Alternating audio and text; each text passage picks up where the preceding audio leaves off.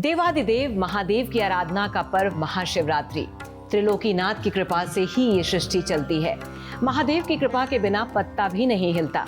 और इस मौके पर हमारे साथ जुड़ रहे हैं खास मेहमान महंत त्रिलोकीनाथ जी महाराज। महंत जी शक्ति विद्या के जानकार हैं और कांवड़िया सेना संगठन के संचालक हैं। देश भर में निकाली जाने वाली कांवड़ यात्राओं के संचालन में इनकी महत्वपूर्ण भूमिका रहती है। तो महंत जी से जानते हैं कि महाशिवरात्रि का महत्व क्या है और कैसे करें शिव जी को प्रसन्न। और आपको एक खास बात और बता दें कि महंत जी बनारस से आते हैं, तो बनारस का खास महत्व है। शिव जी की नगरी है, उनके बारे में तो कहा जाता है कि छोड़ फिक्र दुनिया की, चल बनारस चलते हैं। किस्मत जहाँ पर लोगों की खुद महादेव बदलते हैं। जय हो बाबा विश्वनाथ की जय हो। लोग वहाँ जाकर सौभाग्यशाली महसूस करते हैं और आप तो खुद वहाँ के हैं। मैं सौभाग्यशाली हूँ, माँ विंध्यवासिनी और बाबा विश्वनाथ के गोद में पला और बड़ा हूँ। आप लोग के स्नेह से, श्रेष्ठ भारत के स्नेह से आज जो शिवरात्रि की महिमा आपने पूछा है, तो नवरात्रि और शिवरात्रि यह ऐसी रात्रि है जो जागरण करता है उसको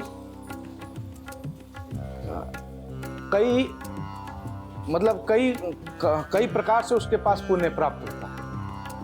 अब पुण्य प्राप्त करने का मतलब एक अच्छा अवसर यह है शिवरात्रि। दूसरा अवसर होता है नवरात्रि। और शिवरात्रि को जो व्यक्ति रात भर जाग के जागरण करके शिव जी को, क्या है, शिव जी की जो शिवरात्रि है वो शादी की रात्रि, तो जो उत्सव मनाता है उसके यहाँ हमेशा उत्सव रहता है। जिस कन्या बिटिया का शादी नहीं हो रहा, शिवरात्रि पे 21 बेलपत्र, सुन लीजिए, 21 बेलपत्र चढ़ा देगी मनोकामना से, उस कन्या की शादी वर तत्काल प्रभाव से मिलता। ये आपको आपके चैनल के माध्यम से, जबकि मैं ये सब नहीं बताता हूँ। तो ये आपने बताया अविवाहित कन्या के लिए, जरा विवाहित लोगों के लिए भी बता दीजिए कि क्या करना चाहिए जिससे शिव जी प्रसन्न हो और उसका फल मिले।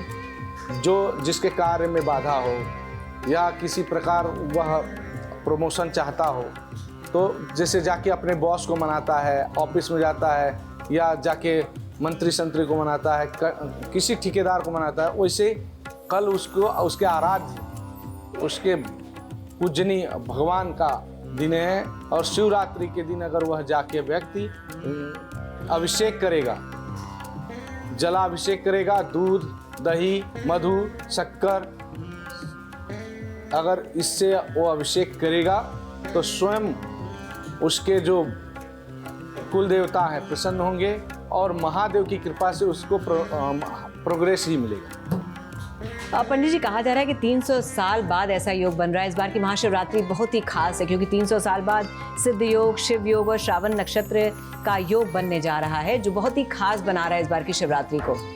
तो आपके हिसाब से क्या खास है इस बार? हर बार शिवरात्रि खास होता है सिर्फ जानकारों के लिए। अब जानकार इस युवा पीढ़ी में जानकार बढ़े हैं। रामलला मंदिर बनने के बाद हर मंदिरों में और सनातन धर्मों में बढ़ोतरी हुई है।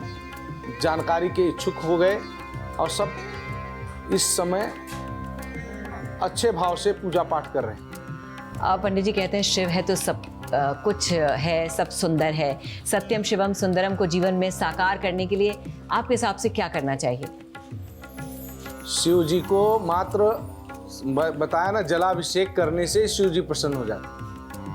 और शिव जी का, अगर जो व्यक्ति शिव जी को जलाभिषेक नहीं कर पा रहा है, ओम ओम ओम के बाद नमः शिवाय, नमः शिवाय, नमः शिवाय शांति से कई बार भी कर लिया तो उसका जल अर्पण हो गया। ऐसे भगवान है महादेव। फिर भी हम चाहेंगे पंडित जी, आप एक बार बताइए कि शिवलिंग पर जल कैसे चढ़ाते हैं। कई लोग कहते हैं कि सामने से जल नहीं चढ़ाना चाहिए, तो किस तरह से आप छोटे मोटी विधि जो लोग फॉलो कर सकें वो बता दीजिए। जो मैं तो बता दूंगा, और जो पालन करते हैं उनके लिए तो सब कुछ सही है, लेकिन कितने लोग अंधकार में हैं जिनको पालन नहीं करते, तो जानने के बाद अगर गलती करते तो पाप डबल होता है। अगर मैं जो चीज़ जान रहा हूँ उसके बाद भी गलती करूँगा, तो अगर मैं नहीं जान रहा हूँ तो मुझे माफ़ कर दोगे, अगर जान रहा हूँ वही गलती करूँगा तो डबल पाप है। इसलिए मैं यह चीज़ मैं उस तरह से किसी सनातन धर्म को मैं बेचने नहीं बैठा हूँ, सनातन धर्म को समझाने बैठा हूँ, लोगों को साथ चलने के लिए बैठा हूँ आपके चैनल पर। इसलिए कि लोग ने बीच में जो बाबा बने, बहुत लोग आए, उनको ज्ञान नहीं था। हम ऋषिवंशी हैं, हम प्रमाणित नहीं करते। कितने लोग महंत लगाते हैं, कितने महामंडलेश्वर लगाते हैं, आपके चैनल के माध्यम से बता रहा हूँ। उनको ज्ञान नहीं है, क्योंकि उनको वो कुर्सी की वैल्यू ही नहीं मालूम है। हम तो सनातन ऋषि वंशज हैं, हम तो यहाँ भगवान, हमारे ऋषिवंशी जो हैं यहाँ भगवान का भी पूजा, आराध्य को भगवान को बुलाए। हमारे ऋषिवंशी यहाँ पे कितने गिरिनामा दे दिए, कितने महामंडलेश्वर बना दिए। तो हम तो वो ऋषिवंशी हैं, हमको किसी की प्रमाण की भी जरूरत नहीं है। लेकिन हम स्वच्छ होना चाहिए, हमारा विचार स्वच्छ होना चाहिए। हम अगर सही नहीं, हम दूसरे को आचरण बताएं, ये भी ठीक नहीं। ये आपने बहुत ही अच्छी बात कही। यानी सब मिला जुला के कि अगर श्रद्धा भाव भक्ति से आप कोई भी पूजा करते हैं तो वैसे ही वो फलित होती है। और देवाधिदेव महाराज ये तो परम पिता परमेश्वर हैं, इसीलिए उनको उनके लिंग पर जल चढ़ाया जाता, न कि उनके शरीर चित्र पर चढ़ाया जाता। और पिता अपने बच्चों से कभी नाराज नहीं हो सकते हैं। तो जैसे भी अगर हम पूजा करें, भाव से करें तो वो फलित होगा।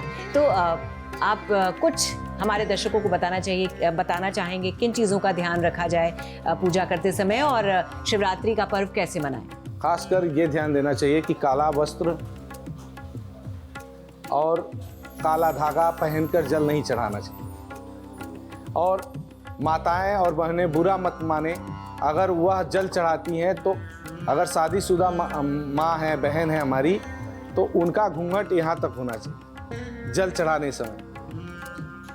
उससे जल स्वीकार होता है। चंडी बढ़ के अगर चंडी बन के जल चढ़ाती हैं तो जल स्वीकार नहीं होता है।